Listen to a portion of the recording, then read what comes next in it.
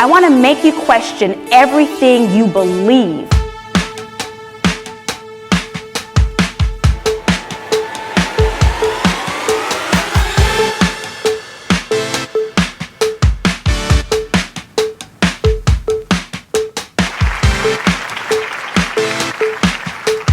Have you all noticed that technology has shifted the way that humans interact with each other? Have we all noticed this shift? Yeah? Number one, we're developing something called digital amnesia. What that means is we're retaining less information because we don't have to retain as much information. It's right here at our fingertips. And so oftentimes what's interesting is people think that you're not paying attention because you're on your device, but oftentimes you're taking notes or putting something in there that will help you remember pertinent information. I remember speaking at an event a few years ago, and it was all HR folks. And it was at the end of the day. I was in Houston. I was like the evening speaker. And so I was coming later in the day and I office there. But during the day, while I was doing my work, I was on Twitter interacting with the attendees before I got there later in the day. And there was one attendee in particular I was tweeting with the whole day. And she was taking great notes. So at the end of my own session about technology, especially when it came to training and human resources, there was one woman who raised her hand to ask a question.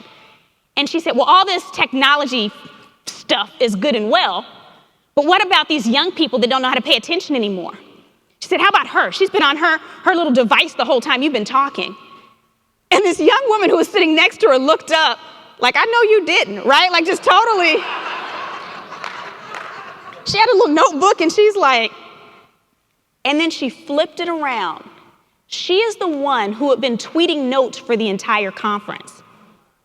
Literally, and she was doing with a hashtag so that her peers back at the office could get the main points. Now, it wasn't my job to make the other crabby lady feel bad, so I didn't do that.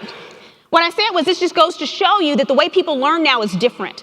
The way people retain information now is different because now humans are dealing with internal and external brains at all times.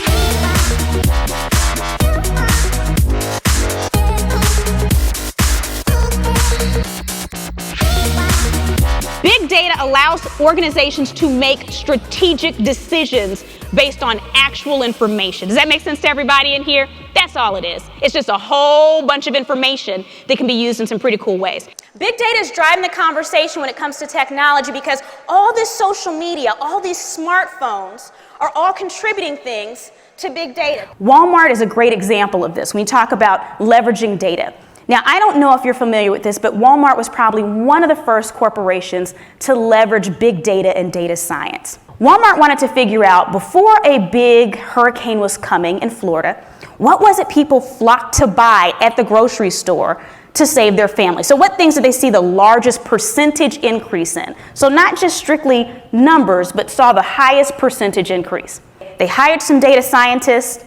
They looked at the data from the stores all over Florida for a 5-year period, and they crossed that information, and they found out what one item saw the largest percentage increase. And so most of you in here would think that when they sat down for the meeting, they said, okay, data scientists, what do we need to stock up on? Most of you would probably think bottled water, toilet paper, canned goods. Some of you might think beer, depending on how funny your family is, right? And you'd all be close. But there's obviously one thing that is more important to people whose lives are at stake. There's one thing that they're buying more than any of those other things in terms of a larger increase than what they normally buy. Not water, not batteries, not toilet paper. The one thing that's more important than all of these things, strawberry Pop-Tarts.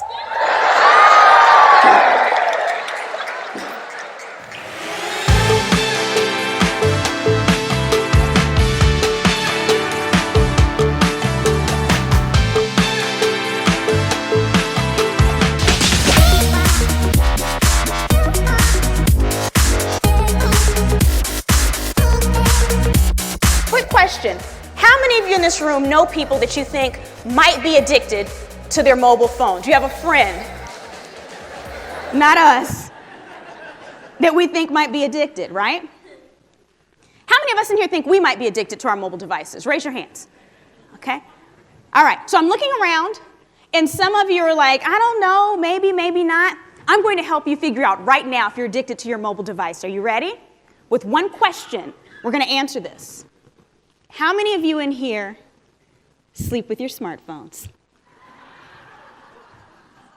People all around the room said, what does she mean? In the bed, by the bed, on the floor? So predictable. The next way it's changing is we're developing these compulsory behaviors. The average American, about 75% of us, slightly more, the first thing we do when we wake up is check our mobile devices. What that means is we greet our mobile devices before we greet our mates. And so it's shifting us in some pretty remarkable ways. And we're attached to all of these to the point where we are those cyborgs that the 1980s movies warned us about. It's us.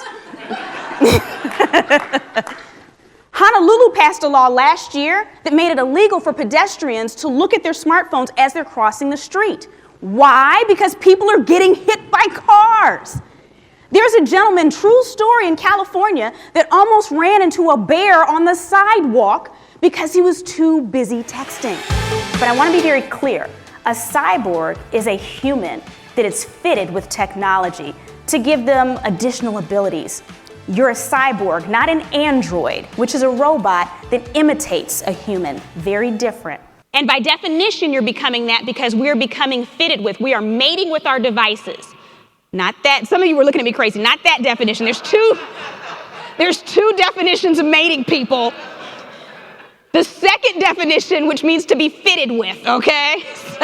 So using tools like GPS-enabled augmented reality, they're encouraging kids to get into STEM programs, and so they take them to places like the Grand Canyon. They can hold up their phone, and they can see the different layers of rocks as they appear. Additionally, they're using the same type of technology to explain math concepts to kids that are hard of hearing or deaf as well. Physics labs all over the country in high schools are being built for fractions, pennies on the dollar, because kids are using their smartphones as sensors.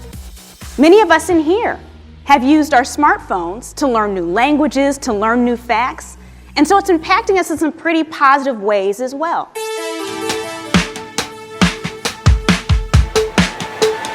All we have to do is shift other people's minds, and suddenly something else becomes possible. Something else becomes real. But the point of that exercise was just to showcase how dependent we are on technology now in ways that we never even thought of. It's integrated into every single thing that we do. All of the things that we used to need different pieces of technology for easily fit into our phones now, right? But here's the thing, it's all about balance, because I think at the end of the day, we want to make sure that we're using the technology and the technology isn't using us. Because I'm sure everyone in here has been to some type of family or friend get-together where there's someone who could not get out of their device. Who's ever had that experience where there's somebody the whole time? I know there was truly a time for me where I finally just had to say, look, Grandma, I know you like Facebook, but I'm going to need you to pay attention. We're about to cut the turkey, okay?